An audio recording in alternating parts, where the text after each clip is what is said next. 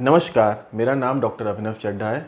आज हम इस वीडियो के माध्यम से समझने की कोशिश करेंगे कैसे रूमेटॉइड अर्थराइटिस यानी कि गठिया हमारे स्ट्रेस की वजह से डेवलप होती है और ये आगे जाके हमें कितनी कितनी बड़ी बड़ी प्रॉब्लम्स में लैंड अप कराती है। फॉर एग्जांपल, हमें अपने हार्ट के वॉल्व्स रिप्लेस कराने पड़ जाते हैं, हमें अपनी किडनी को ट्रांसप्लांट कराना पड़ जाता है। आइए शुरू करते हैं अपना वीडियो। मेडिकल प्रोफेशन में हम लोग अपने पेशेंट्स की प्राइवेसी को डिस्क्लोज नहीं कर सकते हैं, इसलिए मैं इस वीडियो को एक मूवी के एग्जाम्पल से आपको समझाने की कोशिश करूंगा। फॉर एग्जाम्पल, तारे ज़मीन पर एक मूवी थी जिसके अंदर एक छोटा सा बच्चा था, उसके फादर एंड मदर थे और एक उसका एल्डर ब्रदर था। उस पिक्चर के हीरो आमिर खान जी थे। उसके अंदर एक्चुअली ये होता है कि एक बच्चा जिसको हर समय सब लोग सप्रेस करते रहते हैं, उसके पेरेंट्स उसके ऊपर डोमिनेट करते हैं, वो स्कूल में जाता है, समझ नहीं पाता, टीचर्स उसको एब्यूज़ करते हैं, उसको इंसल्ट करते हैं और हमेशा उसका कंपैरिजन उसके बड़े भाई के साथ किया जाता है। वो बच्चा इतना ज़्यादा डिप्रेशन में चला जाता है कि उसको सेल्फ सेंटर्ड हो जाता है। वो अपनी चीज़ें किसी से शेयर तक नहीं कर पाता है, इनफैक्ट अपनी माँ तक से नहीं शेयर कर पाता। वो इतना ज़्यादा अंदर इमोशनली सप्रेस्ड हो जाता है। जैसे कि एक प्रेशर कुकर में होता है, जब बहुत ज़्यादा प्रेशर होता है तो उसकी विसल से स्टीम एस्केप करती है, तो उसका प्रेशर कम होता है। वैसे ही ह्यूमन बींग्स में भी ऐसा होता है, जब भी हम इमोशनली बहुत ज़्यादा ग्रीव्ड रहते हैं तो हमारे अंदर इमोशनली वेंट आउट फीलिंग होती है। हम लोग रो के, गुस्सा करके, एंगर इसीलिए एक इमोशन का पार्ट होता है, हम लोग एक्सप्रेस करके अपने आप को हल्का करते हैं। लेकिन ऐसे लोग अपना इमोशंस कभी भी एक्सप्रेस नहीं करते हैं। अब इस मूवी के माध्यम से मैं आपको ह्यूमन बींग्स में ऐसी अलग अलग 3-4 सिचुएशन समझाऊंगा ताकि इसको आप को रिलेट कर पाएँ। जैसे कि सबसे पहले तो ये बच्चे की आपने समझ लिया। अब एक एडल्ट ह्यूमन बीइंग है, आइदर मेल और फीमेल, वो किसी ऑफिस में जाते हैं, वर्क करते हैं, वहाँ पे उनके बॉस उनको बहुत ज़्यादा इंसल्ट करते हैं, हैरेस करते हैं और उनको बहुत ज़्यादा दबाया जाता है, कंटिन्यूअसली उनको सप्रेस किया जाता है। इतना ज़्यादा सप्रेस किया जाता है कि वो नहीं निकल पाते उससे। उनकी कुछ मजबूरियां रहती हैं, उनकी financial insecurities, EMIs, liabilities, an number of thing life में रहती हैं, जिसके कारण वो जॉब भी नहीं छोड़ पाते हैं, ना ही वो रिवेंज लेने के उसमें आ पाते हैं कि हम उससे बदला ले सकें। वो कंटिन्यूअसली सफ़र करते चले जाते हैं। ये आपकी सेकेंड सिचुएशन होगी। फर्स्ट वो चाइल्ड की, सेकेंड ये ऑफिस वाले। थर्ड सिचुएशन आती है फैमिली में, जब कोई फीमेल, क्योंकि जनरली रूमेटॉइड अर्थराइटिस 3 टाइम्स ज़्यादा फीमेल सेक्स में पाई जाती है बनस्पत की मेल्स में। फीमेल्स को क्या होता है, क्योंकि मेल डोमिनेटिंग सोसाइटी है, इसके अंदर फीमेल्स जो होती है generally are suppose to be soft, mild and gentle disposition. ऐसी फीमेल्स को अगर बहुत ही ज़्यादा डोमिनेटिंग हस्बैंड मिल जाते हैं तो उनके इमोशंस की कदर नहीं होती है, वो इमोशनली सकम होती चली जाती, कंटिन्यूअसली उनको सप्रेस किया जाता है। इनफैक्ट जब वो हमारी क्लिनिक्स में भी आती हैं तो वो अपनी कंप्लेंट्स तक नहीं एक्सप्रेस कर पाती हैं। उनके अटेंडेंट्स, उनके हस्बैंड कहते हैं, अरे डॉक्टर साहब इनको क्या मालूम, इनको कुछ नहीं आता है, मैं आपको बताता हूँ इसको क्या है, इसको जोड़ों में दर्द हो रहा है, इसको इसकी दवाई दीजिए, कमर की कैल्शियम की दवाई दीजिए, पेन किलर्स दीजिए, बस। वो सिर्फ उसका मैनेजमेंट चाहते हैं। Doctor is not a manager, उसको उस प्रॉब्लम को सॉल्व करना है, ना कि मैनेज करना है। ये फर्स्ट हो गई चाइल्ड की, सेकेंड हो गई वो आपकी ऑफिस वाली, थर्ड हो गई ये फीमेल जिसका हस्बैंड बहुत ही डोमिनेटिंग है। फोर्थ सिचुएशन आती है ओल्ड एज की, बुजुर्गों की, जिनके बच्चे उनको समझते नहीं है, उनको बहुत ही ज़्यादा दबा के रखा जाता है, उनको ब्लैकमेल किया जाता है कि अगर आप ऐसे नहीं रहेंगे तो हम आपको वृद्धाश्रम छोड़ देंगे। उनके पास कोई और चारा नहीं रहता, वो उनके ऊपर डिपेंडेंट हैं, इसलिए वो अपनी चीज़ें किसी से बाहर सोसाइटी में शेयर भी नहीं करते, क्योंकि उन्होंने जीवन भर रिस्पेक्ट अर्न करी। वो नहीं चाहते कि उनके घर का नेम फेम स्पॉइल हो, वो अपनी चीज़ें शेयर भी नहीं कर पाते। ऐसे ओल्ड एज पीपल भी हमारी क्लिनिक्स में आते हैं और उनके बच्चे, अरे सर इनको कुछ हम लोग इतना समझाते हैं कि ये करिए ये करिए ये करिए, लेकिन ये करते ही नहीं है कुछ, उनको भी बोलने नहीं दिया जा रहा। Mark my words. ये जो पहली सिचुएशन बच्चे की थी, दूसरी वो ऑफिस वाली, तीसरी ये फीमेल और चौथी ये बुजुर्ग, इन चारों को मैं क्लब करके आगे अपने कंसेप्ट को लेके चलता हूँ। ऐसे लोगों को बहुत ही ज़्यादा सैड म्यूज़िक मूव करता है, इनको लाइवली म्यूज़िक कभी नहीं पसंद आता।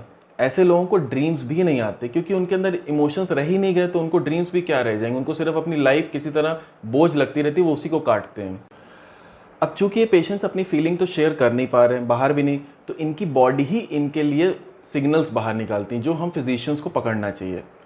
अब जैसे कि किसी जोड़ में इनको पेन शुरू हो जाएगा, सुबह सुबह उठेंगे सारी बॉडी इनकी स्टिफ रहती है, ठीक, क्योंकि स्टिफनेस आ जाती है और एक ऑब्स्टिनेसी आ जाती है, रिजिडिटी आ जाती है, कि उनको ज़बरदस्ती फोर्स किया जा रहा है इस तरीके से रहने के लिए जो कि उनका वे ऑफ लिविंग नहीं है। अब ये जो पेन है, ये मैंने आपको इसके पहले वाले वीडियो में समझाया था इन्फ्लेमेशन वाला कंसेप्ट। इन्फ्लेमेशन, कहीं भी किसी चीज़ के पास आइटिस लग जाए मतलब कि इन्फ्लेमेशन। इसमें आर्थराइटिस मतलब कि जोड़ों का इन्फ्लेमेशन। अब जैसे कि इन्फ्लेमेशन के 5 साइंस होते हैं, रूबर, केलर, डोलर, फंक्शनल, तो वैसे ही इसमें भी पेन आएगा।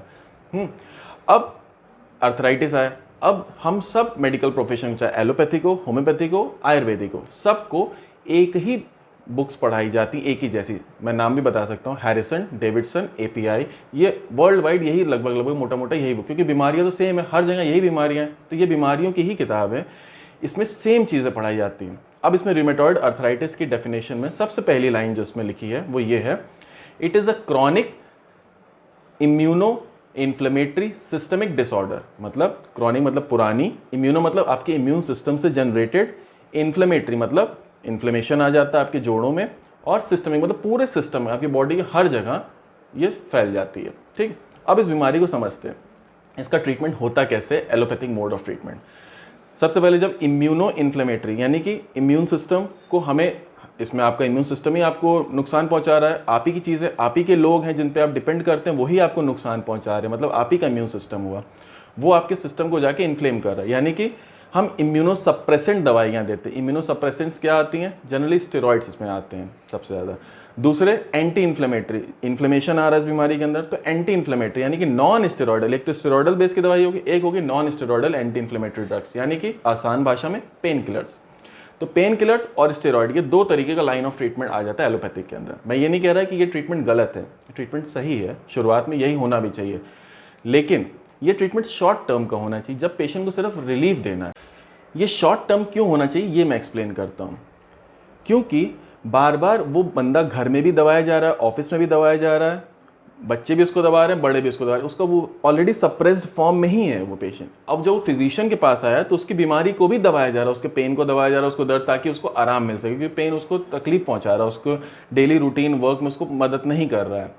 अगर ये ट्रीटमेंट लंबे समय तक, जैसा कि आजकल हम देख रहे हैं अपने रूटीन लाइफ में, सब लोग पेशेंट्स यही करा रहे हैं, तो ये लंबे समय तक करने से क्या होता है, ये सप्रेस होते होते होते ये एक टाइम ये आ जाता है कि बीमारी इनक्योरेबल हो जाती है। इतने पेन किलर्स खाए जाते हैं कि किडनी खराब हो जाती है, डायलिसिस करने के बाद फिर वो डायलिसिस भी उसके लायक नहीं रह जाता, फिर आपको पूरा पूरा किडनी ट्रांसप्लांट कराना पड़ता है। उसके बाद भी ये दवाइयाँ चलती रहती हैं, उसको भी बचाने के लिए जो आर्टिफिशियल चीज़ या जो दूसरे की बॉडी की पार्ट आपके अंदर लगाई है, उसके लिए भी इम्यूनोसप्रेसेंट्स दिए जाते हैं।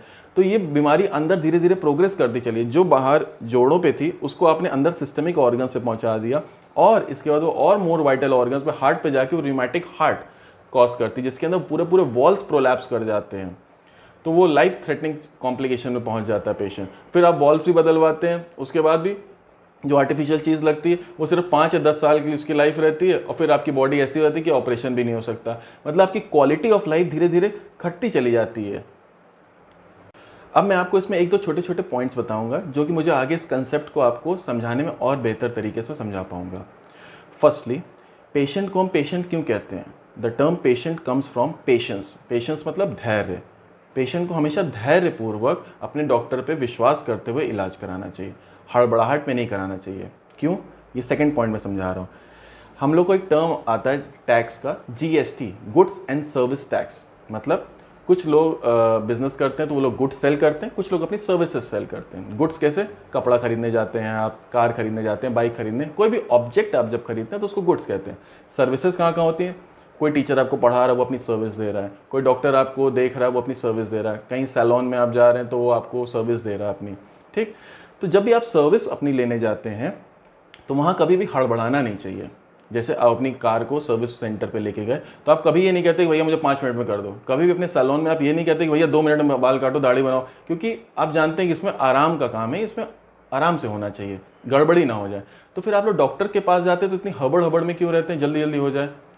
अब होम्योपैथिक साइंस इतनी रिफाइंड साइंस है कि इसमें हम लोग को केस टेकिंग में ये सिखाया जाता है कि हमको पेशेंट को इंटरप्ट नहीं करना है, पेशेंट को पूरा अपना नरेशन एक थ्रो में आना चाहिए, उसको बीच बीच में हमें उसके थॉट प्रोसेस को ब्रेक नहीं करना है। Whereas in other sciences, या साइंसेज नहीं तो जो मैं डेली ऑब्जर्व कर रहा हूँ दूसरे फिजिशियंस, दूसरे पैथीज में, कि पेशेंट को बोलने तक का मौका नहीं दिया जाता। जैसे वो सुबह 4 बजे बेचारा जाके नंबर लेता है, 12 बजे डॉक्टर साहब आते हैं, 2 घंटे के अंदर 500 मरीज देखते हैं, उसके बाद उनको लाइंड अप उनके ऑपरेशन रहते हैं, दिन के तो 24 ही घंटे, उनको क्लिनिक्स भी चलानी, ओटीज़ भी चलाने, अपने ऑपरेशन थिएटर्स भी, तो उनके पास इतना समय नहीं। उनकी गलती नहीं है, ना मैं उनको उनकी बेइज्जती कर रहा हूँ, मैं ये बताने की कोशिश कर रहा हूँ कि पेशेंट वहाँ इतनी हबड़ में इलाज कराते हैं, उनकी सर्विसेज लेने जाते हैं और उनको सर्विसेज के नाम पे सिर्फ स्टेरॉयडल ट्रीटमेंट और ये पेन किलर्स दिए जाते हैं, जिसका वजह से उनकी बॉडी एक डंपिंग ग्राउंड बनती जा रही है। इतनी सारी दवाइयाँ उनके जीवन में दसियों साल तक वो लोग खाते रहते हैं, जब तक कि उनका ये जॉइंट्स, उनकी प्रॉब्लम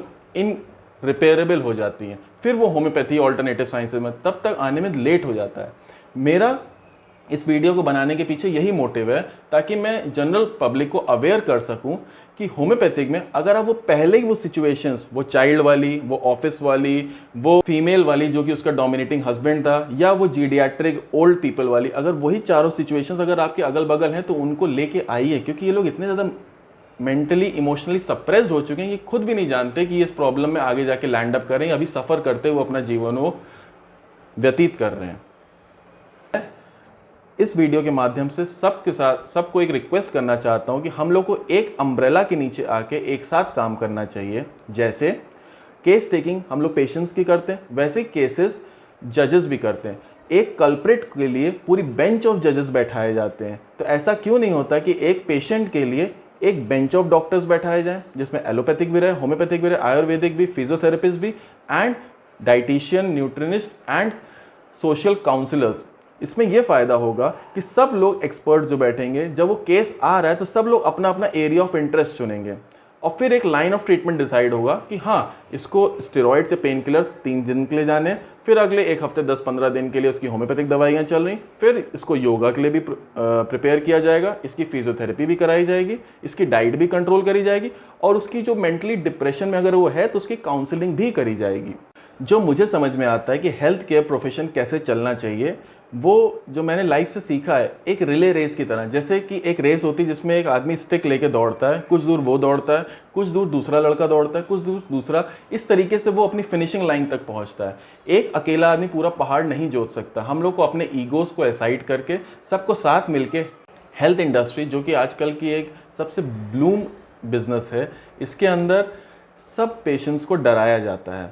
आपको अगर जॉइंट रिप्लेस कराना है तो 5 लाख का पैकेज है, अगर आपको बाईपास कराना है 7 लाख का पैकेज है। इतने बड़े बड़े पैकेजेस डिज़ाइन किए जाते हैं कि पेशेंट पहले ही सक्कम हो जाता है, डर जाता है।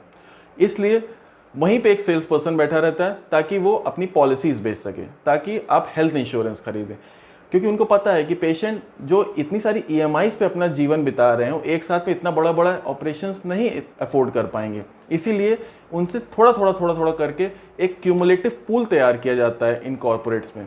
लेकिन इस पूल को हमें अच्छे से यूटिलाइज करना चाहिए, हमें होलिस्टिक अप्रोच पे आना चाहिए। इसीलिए मैं चाहूँगा कि आप सब भी इस वीडियो को समझें अच्छे से, ताकि कभी भी अगर आपके कभी नियर एंड डियर वंस के साथ ऐसी अगर लाइफ सिचुएशंस आ रही हैं तो आप लोग उनकी हेल्प कर पाएँ, ताकि ये प्रॉब्लम इररिपेयरेबल ना हो जाए, पहले ही इसका रिपेयर हो सके। क्योंकि जो नेचुरल, जो गॉड गिफ्टेड चीज़ होती है, उसको आर्टिफिशियल चीज़ें इतने अच्छे से रिप्लेस नहीं कर सकती। अभी भी हमारी साइंस में कुछ लिमिटेशंस हैं, उन्हें हमें एक्सेप्ट करना पड़ेगा, ताकि हमारी क्वालिटी ऑफ लाइफ हम लोग इम्प्रूव कर सकें।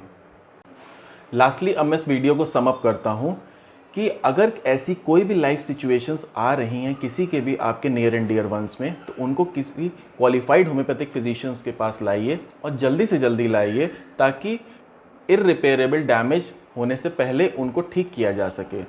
ये होम्योपैथी का बहुत ही अच्छा स्कोप है, इसके बारे में लोगों को अवेयर करना ये मेरी रिस्पॉन्सिबिलिटी थी, इसीलिए मैंने ये वीडियो बनाया। Thank you for watching.